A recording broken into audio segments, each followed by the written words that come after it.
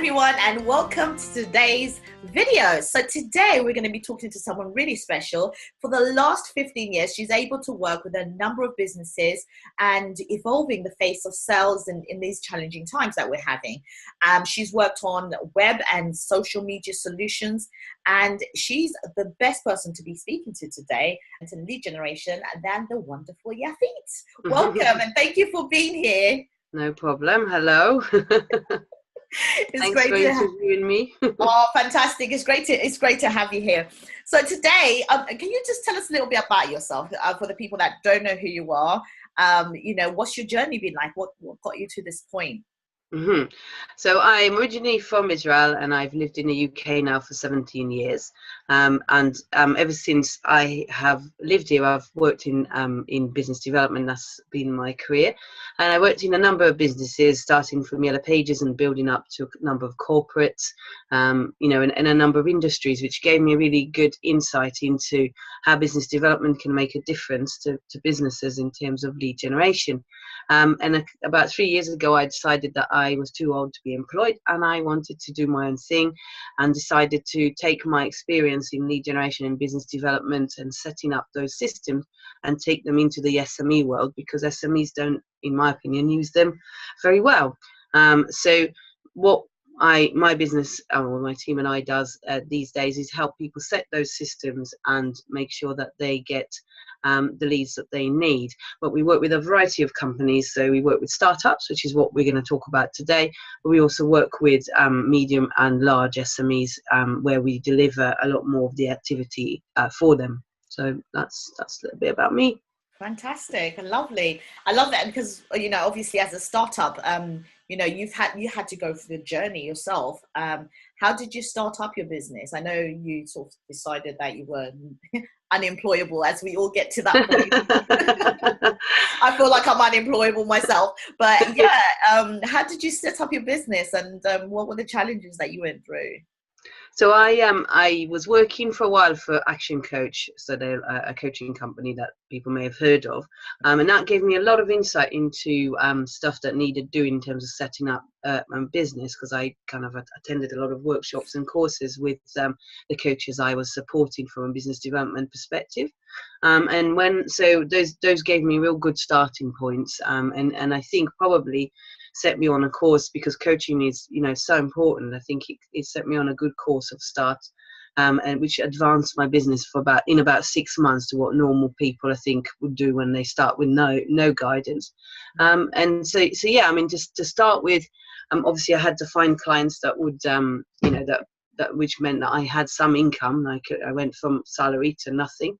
And also I think it's quite difficult to define your product. So not just what you do, but what you don't do, and who you want to work with, and what's your USP. All these things are difficult to know in theory. So you need to kind of make a start, and you learn a lot from it.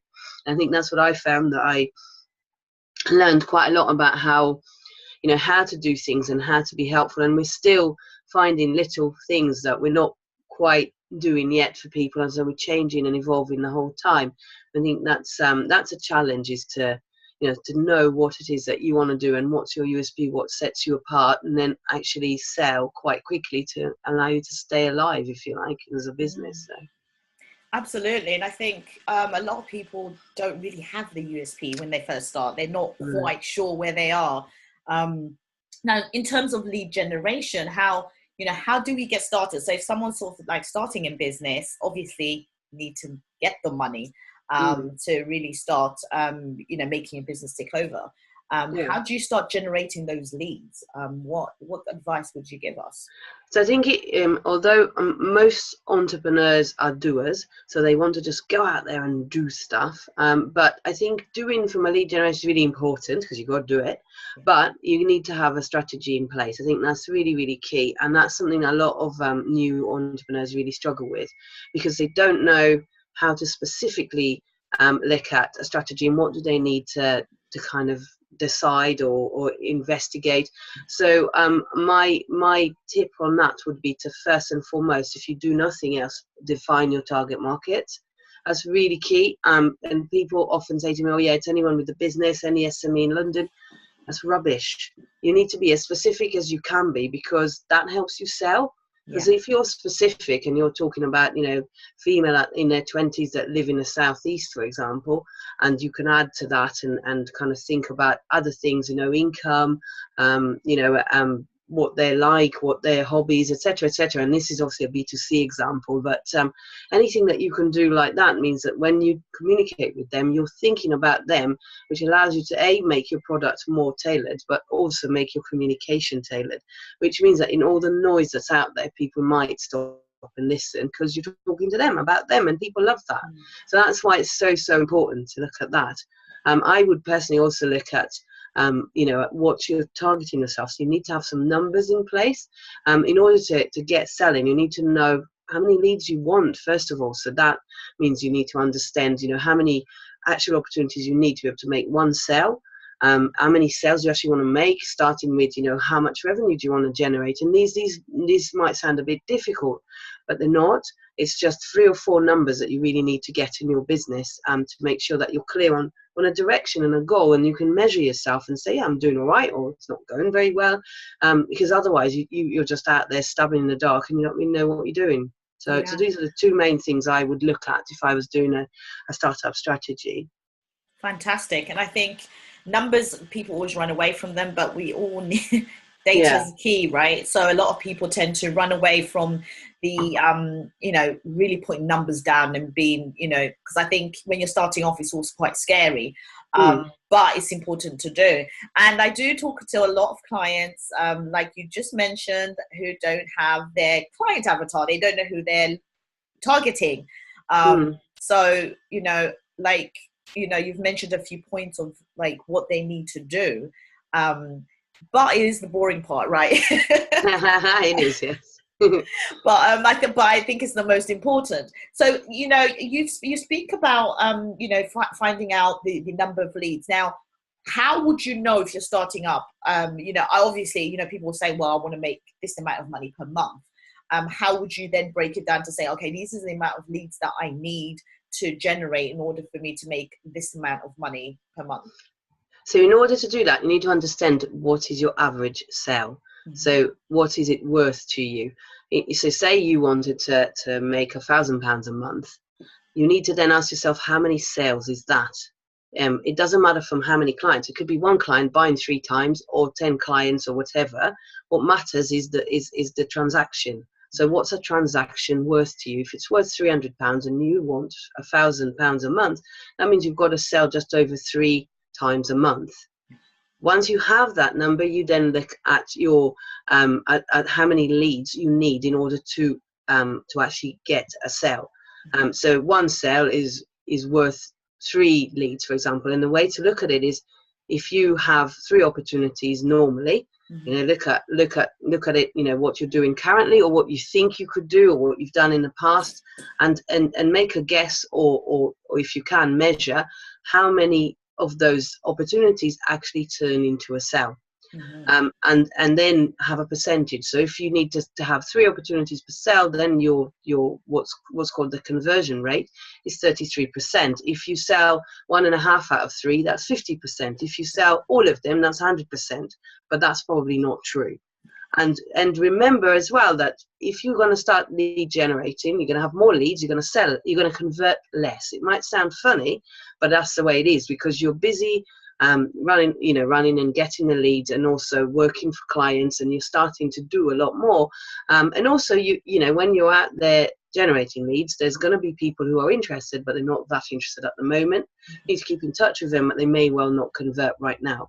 So normally what happens is more leads come in, the conversion rate goes down, but overall you sell more. So those are, and some people find that really daunting, but it isn't really. It's those 3 numbers. So what's the income per month or per year?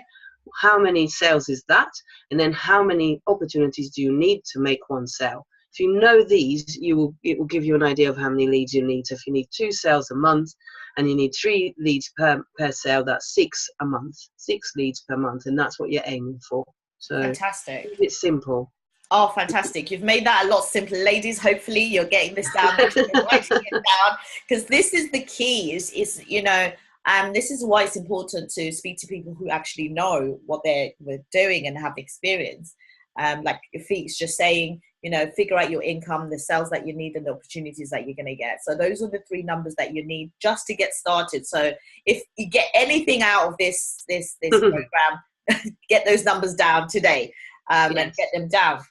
So now we're generating leads, but the question is, how do you start generating leads? Sorry. No, go ahead. I was going to say, I think it's really, really important for business owners to generate their own leads when they start. The reason for that is because even if you hate it and you feel you don't know how to do it, that's even more of a reason to do it. Because if you don't understand how to sell your business, you don't really understand your business and your challenges. If somebody else is out there doing it for you, you don't get it yourself. And I think it's really, really key that you go through that process of setting it all up and selling it yourself. So if you don't know how to do things, get some training on how to use different systems, on how to do different things, but give it a go yourself. Once you've given it a go yourself for however long you feel is necessary to understand what the market is saying to you and what the problems are, you can then gradually kind of start to obviously give it to other people. I mean, most businesses can't afford to when they start to get someone else to do their marketing. But I actually think it's a good thing, and it's really important not to try and outsource, even if you have some budget, first of all. So that's the first thing I think is quite important. And then the other thing is I think what I found over the years is that most people will get back to you. So if you're approaching the right target market with a product that people are interested in and solves a problem in that market, people will get back to you. They'll want to buy it. If no one ever gets back to you, in the wrong market or you're selling the wrong product.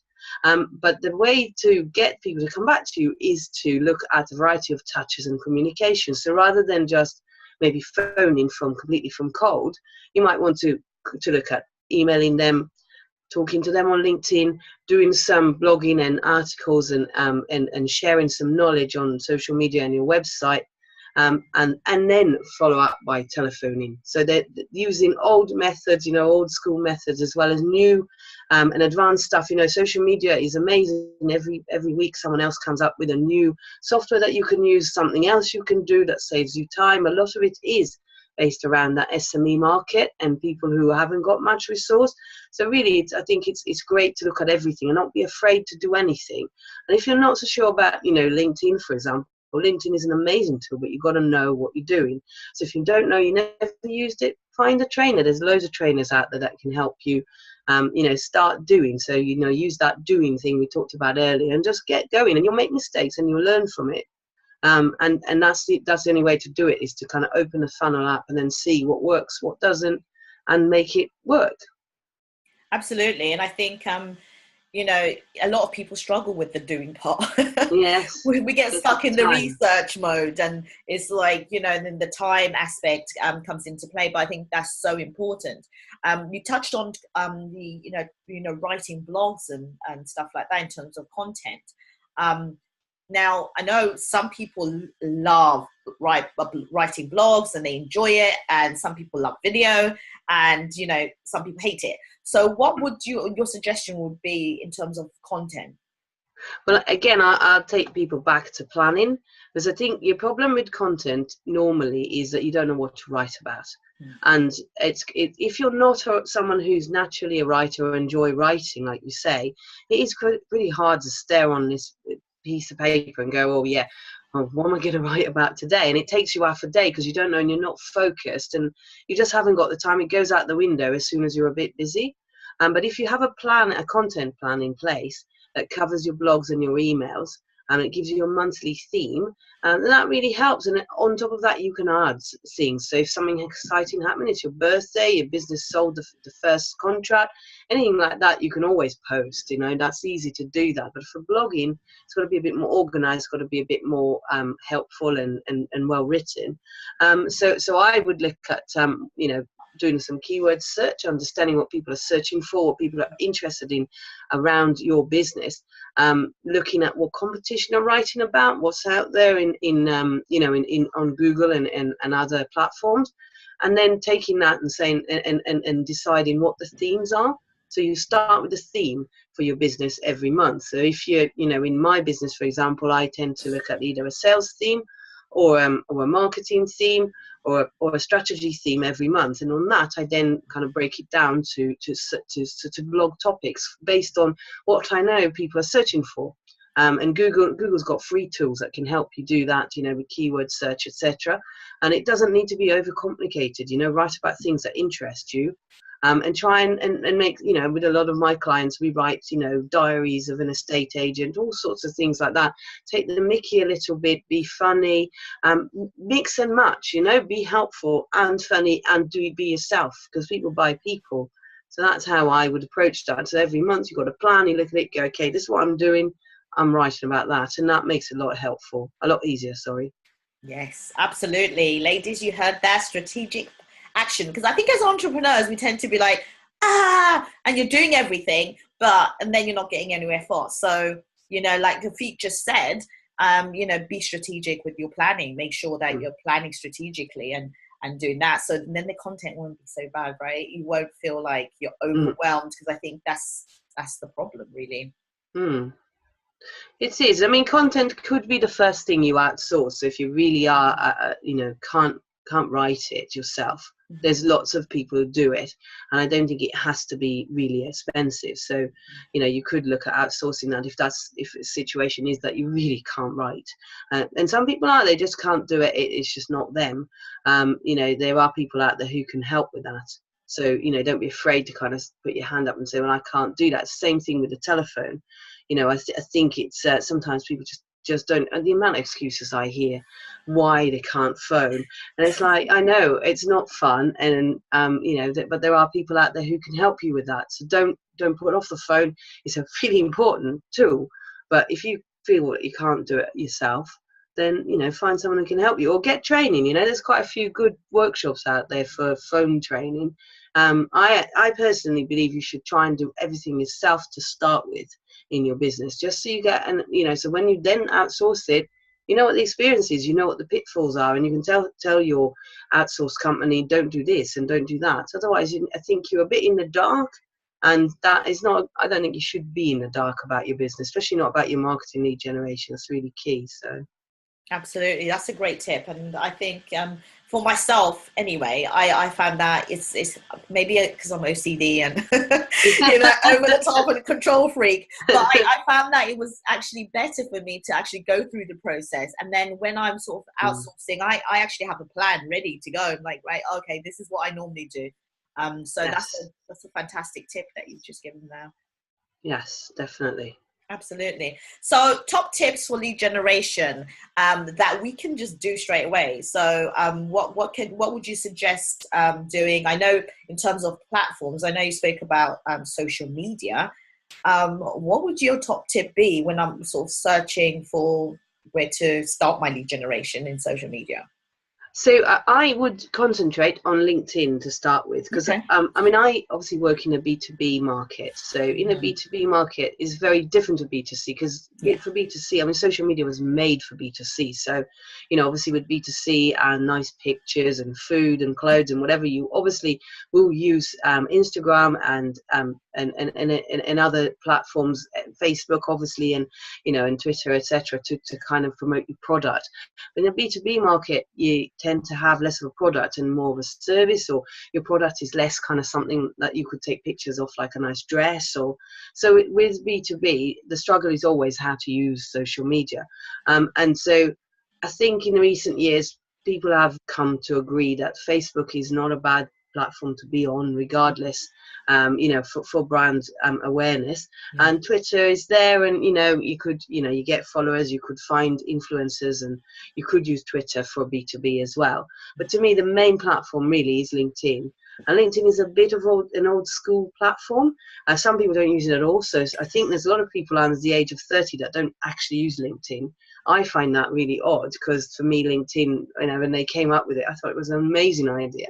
But I'm a bit old, so it's but the LinkedIn is where you will find people update their details. To start with, the contact details are always going to be right, because it's their CV, their profile.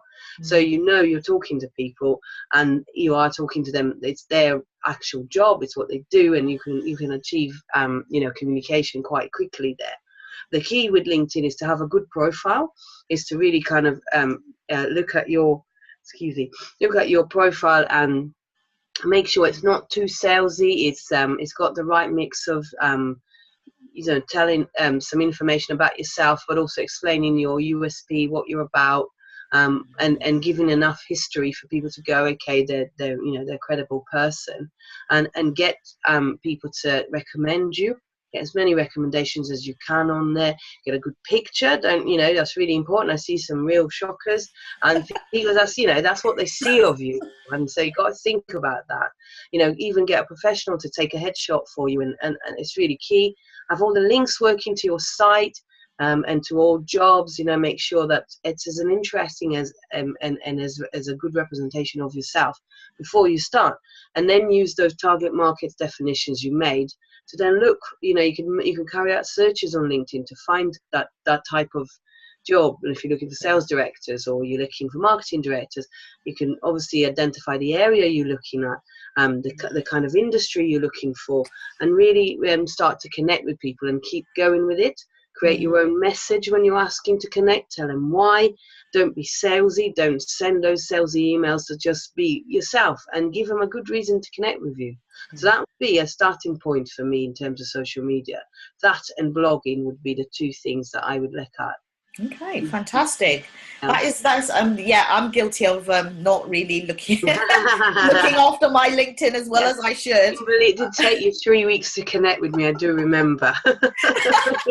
Yes, very guilty. So yeah, it sounds like you're talking about me there, but no, I totally get it. I mean, I think it's finding the platform. My platform for me that gives me the most leads is Facebook, and I think I know some people say Instagram, and I was speaking to someone who was saying Pinterest, and I just don't know exactly. I mean, obviously it depends on your target market, so it depends on what you feel comfortable with, and what you're happy with. If you love Facebook, you've used it.